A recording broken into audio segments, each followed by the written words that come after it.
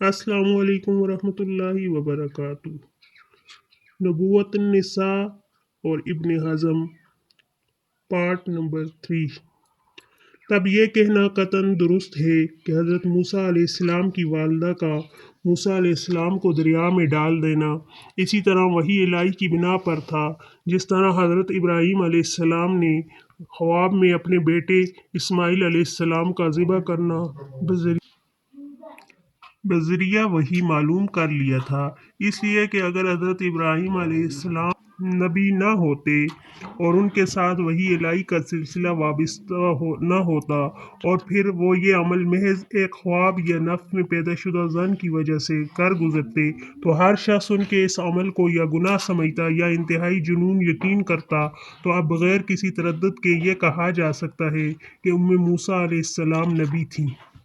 अलावा अज़ीं हज़रत मरियम अलैहिस्सलाम की नबूवत पर एक ये दलील भी पेश की जा सकती है कि अल्लाह ताला ने सूरह काफ हा या आइन स्वाद में इनका ज़िक्र अंबिया अलैहिस्सलाम के ज़ुमरा में किया है और इसके बाद इरशाद फरमाया है, उलाइकल्लज़ीना अनअमल्लाहु अलैहिम मिनन नबिय्यीन मिन ज़ुर्रिय्यति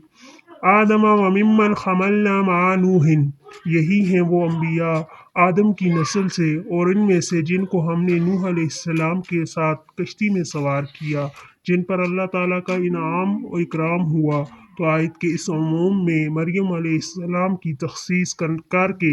उनको अंबिया की फहरिस्त में से अलग कर लेना किसी तरह सही नहीं हो सकता। रही ये बात कि कुरान ने हज़रत ईसा अलैहिस्सलाम का जिक्र करते हुए हज़रत मरियम अलैहिस्सलाम के लिए ये कहा है व उम्मुहु सिद्दीक़तुन, तो ये लक़ब उनकी नबूवत के लिए इसी तरह माने नहीं जिस तरह हज़रत यूसुफ़ अलैहिस्सलाम के नबी और रसूल होने के लिए ये आयत माने नहीं, यूसुफ़ व अय्युहस सिद्दीक़, और ये एक नाकाबिले इनकार हकीकत है। अब हज़रत सारा, हज़रत मरियम, हज़रत उम्मे मूसा अलैहिस्सलाम के मसला के नबूवत के साथ फ़िरऔन की बीवी आसिया को भी शामिल कर लीजिए, इसलिए कि नबी अकरम सल्लल्लाहु अलैहि वसल्लम ने इरशाद फरमाया, कमल मिनर रिजाल कसीर वलम यकमिल मिनन निसाई इल्ला मरियम बिनत इमरान व आसियत बिनत मज़ाहिम इमरता फ़िरऔन औ कमा क़ाल अलैहिस्सलाम, यानी मर्दों में से तो बहुत से आदमी कामिल हुए हैं मगर औरतों में से सिर्फ यही दो कामिल हुई, मरियम बिनते इमरान और आसिया बिनते मज़ाहिम। और वाज़ेह रहे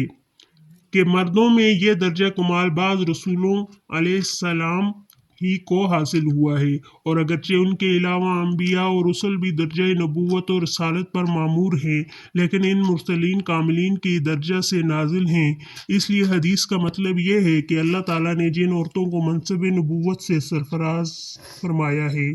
उनमें सिर्फ इन दो औरतों को ही दर्जा कमाल तक पहुँचने की फजीलत हासिल है, क्योंकि हदीस में जिस वक्त दर्जा कमाल का जिक्र हो रहा है, जो हस्ती भी इस दर्जे से नाजिल है वो कामिल नहीं है।